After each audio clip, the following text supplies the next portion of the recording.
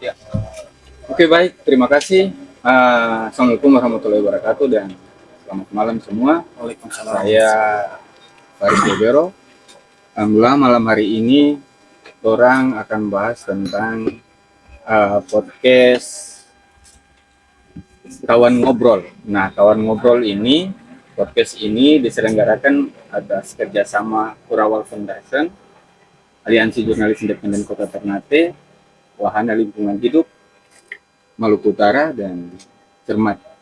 Uh, Malam ini tema bertajuk tentang nasib PSN dan masa depan Maluku Utara. Nah, alhamdulillah malam hari ini ada tiga pemantik yang akan menceritakan tentang pengalaman dari kerja-kerja lapangan mereka masing-masing selama berada di Kepulauan Halmahera. Ada Ketua Aji di sebelah saya Ketua Ikram Salim, Ketua Aji Ternate. Ini juga sudah sekitar 2 tahun ya, 2 tahun kerjasama dengan Kurawal Foundation untuk melihat bagaimana nasib orang Halmahera di Halmahera yang ada di Raningkartama. Tentu juga ada Rian Hidayat Husni, ini orang Halmahera langsung, dan saya melihat banyak sekali Rian menulis di lapangan tentang bagaimana sketsa kehidupan orang Halmahera. Yang terakhir di ujung ada Kak, orang biasa panggil kakak di sini, Kak Faisal Ratohela, Ketua Direktur Walhi Maluku Utara.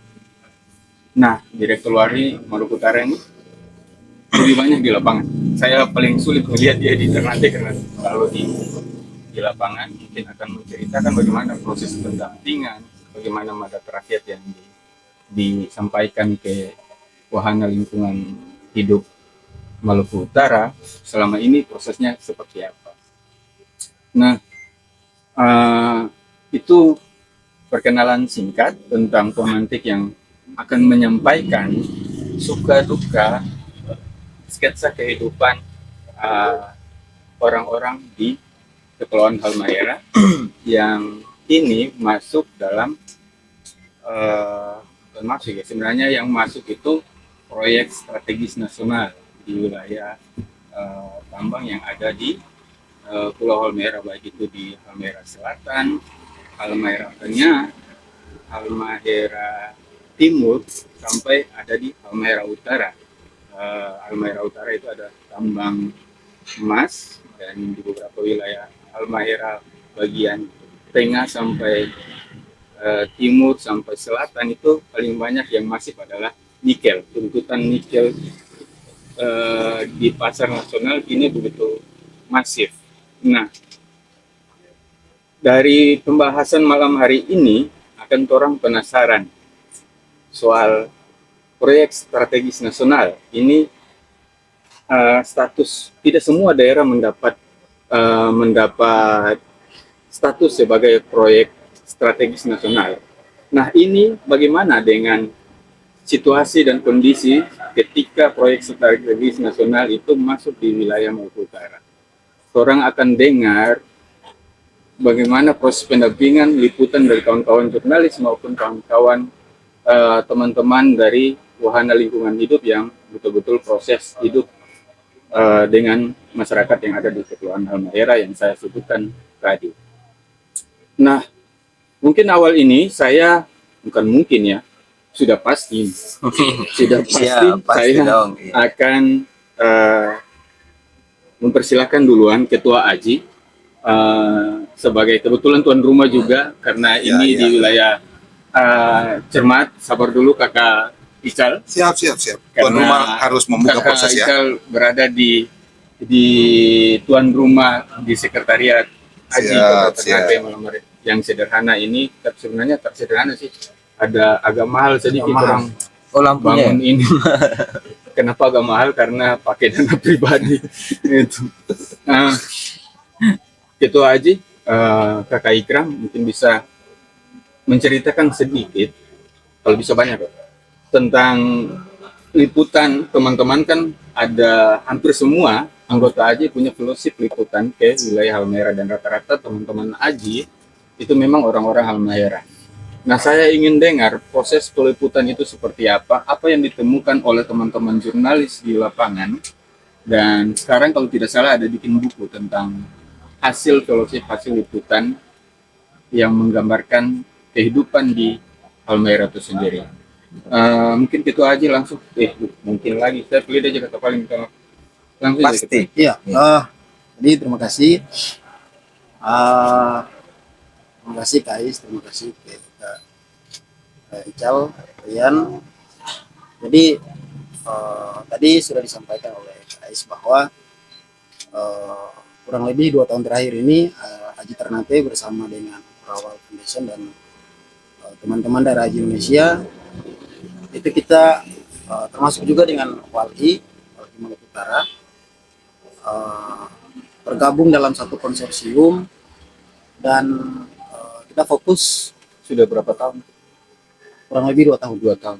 Kurang lebih 2 tahun konsorsiumnya. Jadi salah satu proyeknya ialah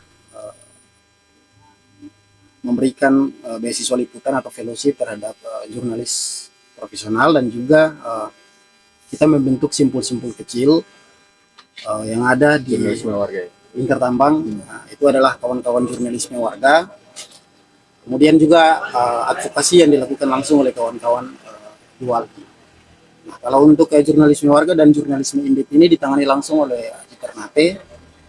Kalau teman-teman di Aji itu ada kurang lebih sekitar 15 orang, 17 orang yang terlibat dalam proyek tersebut, fellowship tersebut. Jadi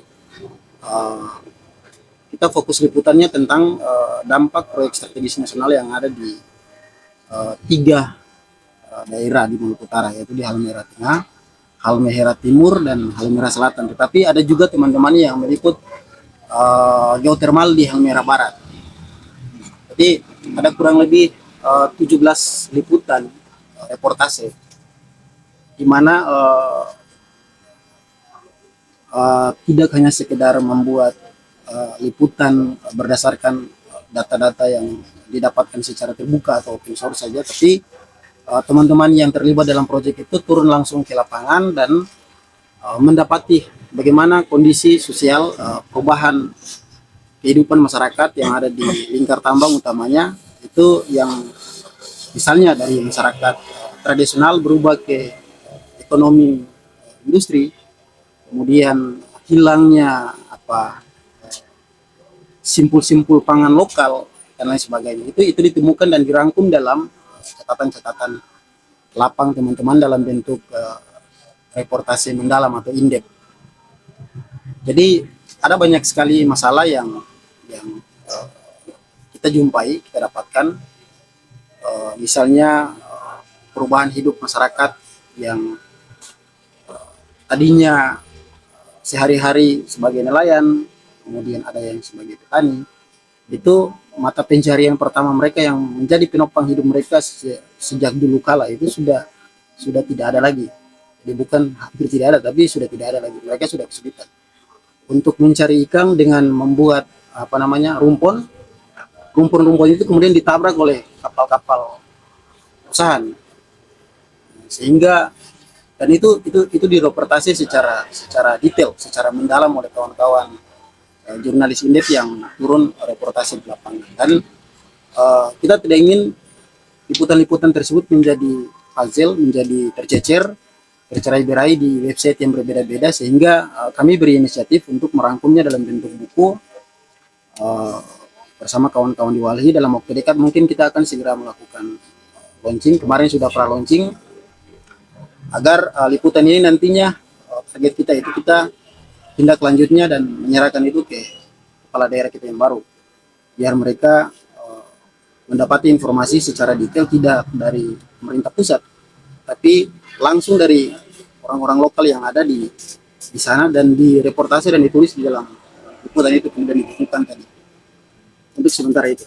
Oke, itu pengantar dulu. Ada beberapa pertanyaan sebenarnya udah dititipkan oleh teman-teman untuk narasumber orang pada malam hari ini.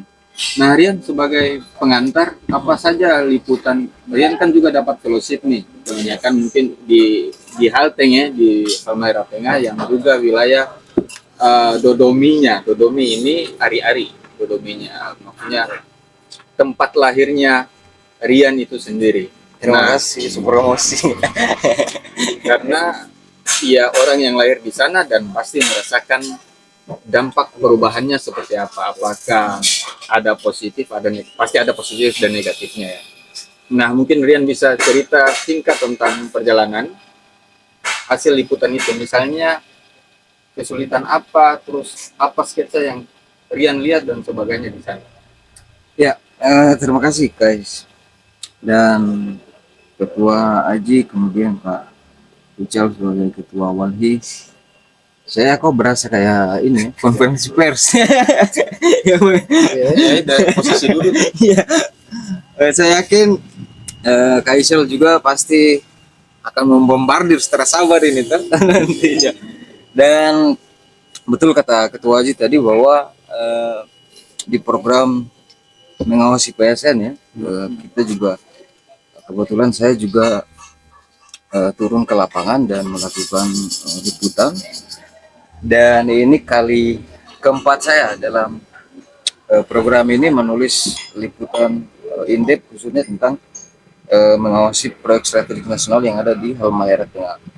Jadi ada berbagai isu yang saya ambil di lapangan. Misalnya saya pernah meliput soal bagaimana banjir datang di Halmahera Tengah begitu ya. Dan ada perubahan besar di sana sebelum dan sesudah PSN itu masuk, terjadi perubahan besar di mana misalnya lahan-lahan warga yang dulunya tidak pernah diterjang banjir sekarang mulai diterjang banjir dan mulai digerus oleh dampak pertambangan itu sendiri. Nah, liputan lainnya misalnya adalah soal ini juga yang paling menarik, kita juga sudah diskusi kemarin di Instagramnya Independen ID soal bagaimana dilema gengsi di Maluku Utara antara kuliah dan memilih untuk bekerja di tambang. Nah, itu juga menjadi fenomena di sana yang saya liput. Kebetulan kehadiran tambang itu menjadi salah satu pemicu ya, bagaimana generasi muda kita di Maluku Utara mereka justru berpikir instan. Mereka justru berpikir untuk lebih baik saya bekerja saja daripada saya kuliah dan menghabiskan uang dan sebagainya. Dan habis kerja juga. Iya, padahal kerja di tambang juga selesai kuliah. Nah, fenomena-fenomena itu yang kami temukan di sana di lapangan. Kebetulan yang keempat ini saya menulis tentang prostitusi di lingkar tambang Halmahera Tengah. Dan dalam waktu dekat mungkin akan tayang. Dan 3 dari 4 liputan ini kebetulan sudah tayang juga di Cermat. Kalau teman-teman bisa baca dan sebagainya, saya kira bisa kata kuncinya bisa dicari di Google dan sebagainya. Nah, benar kata Kak Ketua tadi, Ketua Haji tadi, bahwa memang banyak fenomena yang orang temukan di lapangan ya ketika turun dan menyaksikan bahwa bagaimana kehidupan masyarakat di sana sebelum dan sesudah ada pertambangan dan sebagainya. Apalagi Halmahera Tengah itu kan merupakan salah satu wilayah industri nikel yang memang sudah ditetapkan menjadi proyek strategis nasional ya, berdasarkan Perpres 109 kalau tidak salah, 109 tahun 2020. Dan sebagai anak kampung juga tadi yang disampaikan oleh Kak Ais bahwa kita memang melihat banyak perubahan di sana ketika tambang ini mulai bercokol, terutama beberapa dekade terakhir, dan perubahannya sangat signifikan, mulai dari mobilitas penduduknya, kemudian tingkat kriminalitas, kemudian kerusakan ekologi dan kerusakan ekosistem yang berdampak pada kehidupan masyarakat. Jadi sangat disayangkan karena seharusnya kita punya kesadaran untuk bagaimana dampak ini tidak menjadi lebih dan tidak over seperti apa yang kita inginkan bersama. Mungkin itu guys. Oke, terima kasih ya untuk pengantar. Nah sekarang kakak Ical mungkin bisa pengantar hingga tentang bagaimana PSN itu masuk di Maluku Utara. Ada beberapa PSN dan kondisinya seperti apa, terus wilayah pendampingan seperti apa. Mungkin ya ada beberapa agak panjang sedikit tentang situasi kehidupan warga Halmahera di daerah proyek strategis nasional itu sendiri. Karena kakak Aisu panggil kakak, jadi saya juga panggil kakak Ais lah. Ya, kalau di timur kan biasa semua aku panggil kakak bisa Ais. tahu info yang mana ini. Yang sudah meluangkan waktu beberapa hari, saya coba cek di monitoring di Facebook dan Instagram, lagi jalan-jalan ambil dokumentasi foto yang bagus-bagus di Halmahera, dan mungkin masih raut muka masih terlihat capek, tapi masih punya waktu untuk lagi diskusi. Begitu juga Direktur Aji Ternate ini yang kondisi badannya mulai agak-agak sayup, tapi masih mendepankan. Yang fresh ini cuma Rian. Nah, bisa jadi sangat agak sedikit panjang, sama seperti Kak Ais bilang tadi.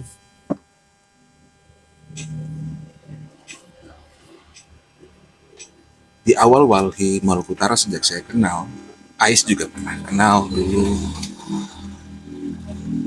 Kita selalu bicara tentang Maluku Utara itu kepulauan. Saya akan memulai dari situ. Kenapa saya memulai di situ? Karena karakteristik yang saat ini hilang akibat PSN itu adalah karakteristik kosmologi lokal yang sudah ada sedari dulu dan dia hilang akibat dari PSN.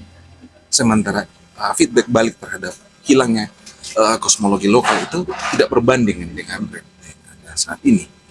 Justru malam ini ketika kita duduk, saya selalu terngiang ketika 2022 saya membaca, diingatkan kembali oleh salah satu lembaga internasional namanya CREA, dia menganalisis terkait dengan polutan dari akibat PSN dan yang disebabkan oleh debu batu bara dan belerang akibat dari proses pembakaran dari smelter maupun PLTU.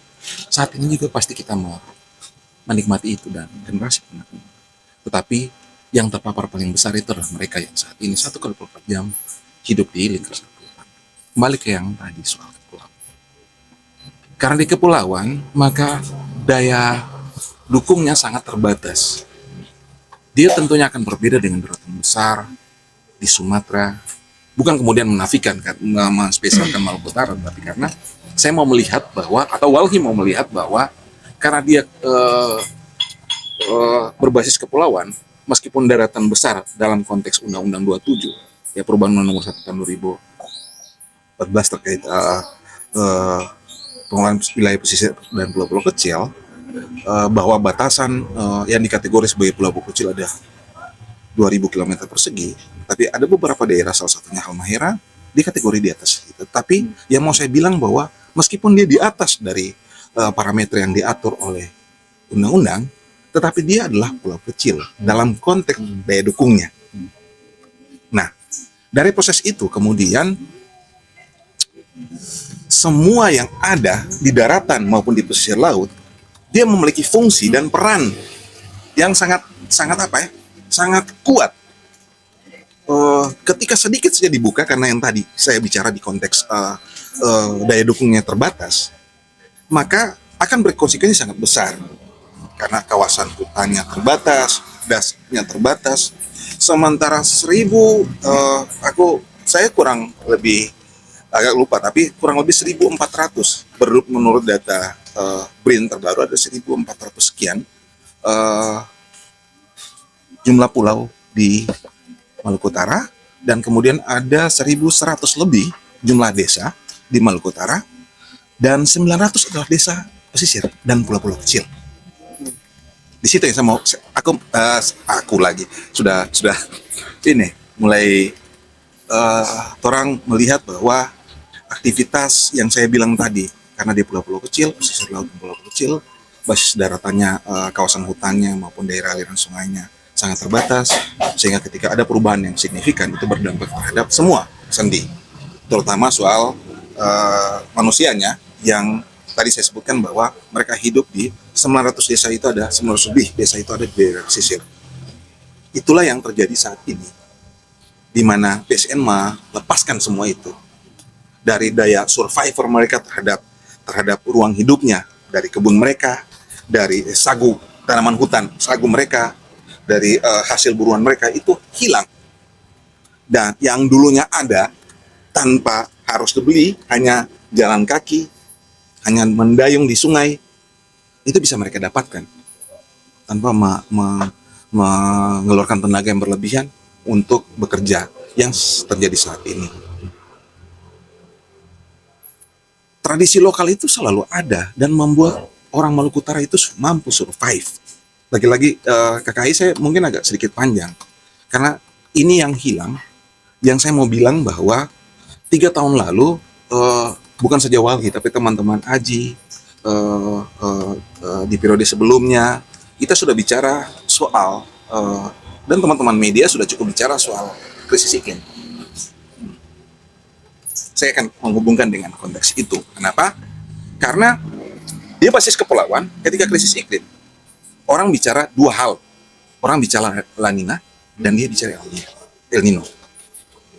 La Nina dia bicara terkait ini, La Nina bicara tentang kemarau, sementara El Nino bicara terkait dengan musim penghujan. Dan itu menyebabkan. Nah, proses ini, 2 hal ini terjadi akibat yang disebabkan oleh proses aktivitas yang berlebihan sehingga kemudian menyebabkan efek rumah kaca yang semakin masif. Itu mengakibatkan pengasaman air laut. Sehingga ini menyebabkan 2 kejadian tersebut. Dan itu berdampak terhadap di mana? Berdampak paling terdepan adalah pesisir laut dan pulau-pulau kecil. Itulah kenapa Walhi secara tegas, seperti tadi yang KKIS bilang, mandatnya adalah memastikan ruang hidup masyarakat itu tetap aman terkendali. Mereka berdaulat atas ruang hidupnya yang saat ini itu terancam. Semua kosmologi lokal itu diberangus habis atas nama sistem kebijakan ekonomi, atas nama proyek strategis nasional. Mengejawantahkan orang yang bilang bahwa di sinilah turang pedodomi tanam dan turang pe orang tua bikin kampung. Nah, atas nama kebijakan negara, kasih korban orang Maluku Utara atas nama satu dunia ini, terutama negara di Indonesia secara utuh. Mereka mau mengorbankan Maluku Utara. Dari dulu semenjak saya berproses di Walhi, saya sering berkelakar begini. Kayaknya Maluku Utara ini tidak diakui oleh negara. Faktanya saya dapati itu. Kenapa? Hampir yang saya temukan, semua data dari Kementerian Kehutanan itu hanya meletakkan status kampung, pemukiman saja yang ada. Sementara kebun mereka itu masih masuk status kawasan hutan. Sehingga kemudian ketika kebijakan PSN yang masuk, konfliknya terjadi. Ini dalam konteks pemukimannya. Belum kita bicara pada suku yang saat ini terancam. Sudah terancam, dikriminalisasi, beban ganda. Sudah terancam kriminalisasi, krisis pangan juga dirasakan oleh mereka. Dan ini semakin hari semakin nyata dan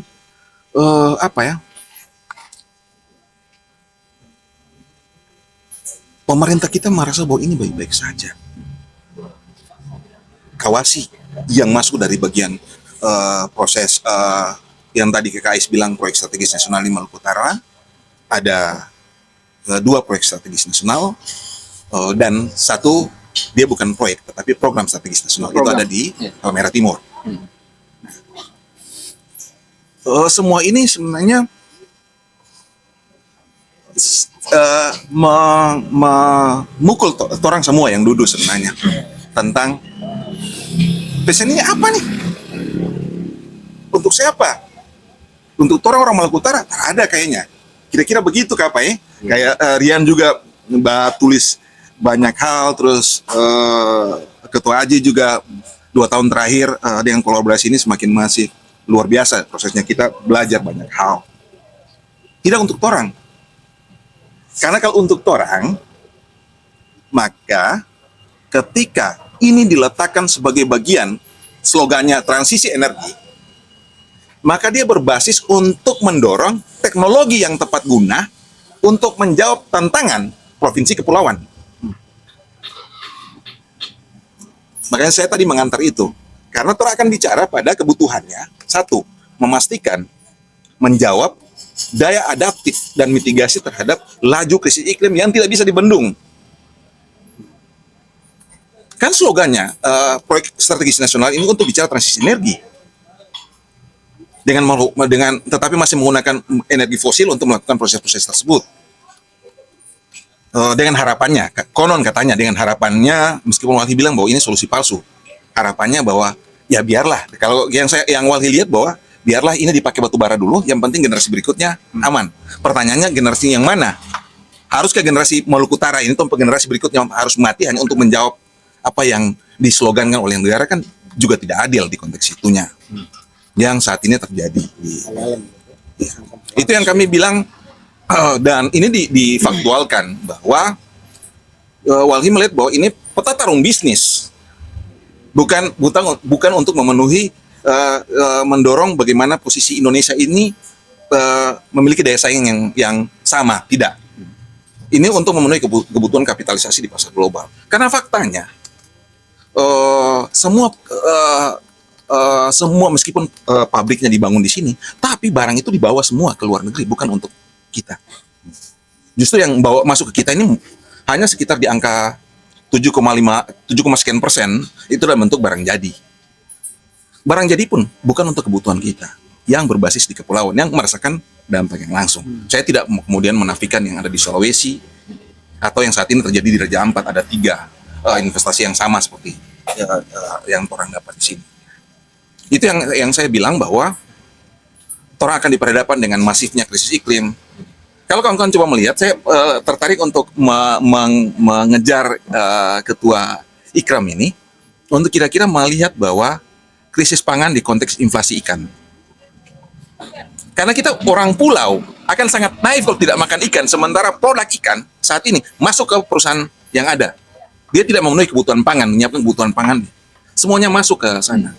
Sementara di sisi konteks pesisir laut yang tadi saya bilang 900 sekian orang mengentukan hidup di kawasan pesisir yang sudah berubah statusnya menjadi reklamasi untuk industri, itu terancam hidupnya karena makan ikan. Bukan terancam juga dalam kondisi bahaya. Ya kira-kira kalau Pak Ikram mau saya bilang seperti itu, ya saya bilang memang satu waktu begini, Kakak Ais, ketika saya dengan teman-teman akademisi waktu turun 2023 waktu, mestinya saya minta mereka bisa turun karena ya mereka memiliki kapasitas ilmiah untuk melakukan riset. Tetapi saya bilang, kenapa saya tidak turun dan merasakan langsung prosesnya?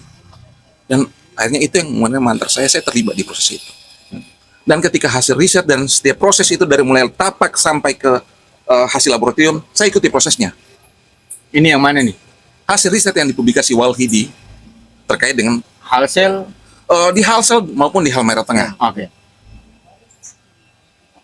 Saya bilang ke warga, terutama nelayan yang membantu kami proses mengambil kalau di di perikanan, biasanya semua akademisi terutama mereka paham bahwa yang tidak bisa dibantah ada kandungan tercemarnya suatu perairan itu adalah kerang. Dan kami temukan kerang tersebut. Dan sudah sangat beresiko untuk dikonsumsi. Ketika hasilnya saya publikasi ke 3 desa di lingkar tambang PSN ini, mereka bilang apa? Kamu mau bikin apa? Negara tidak ada untuk kami.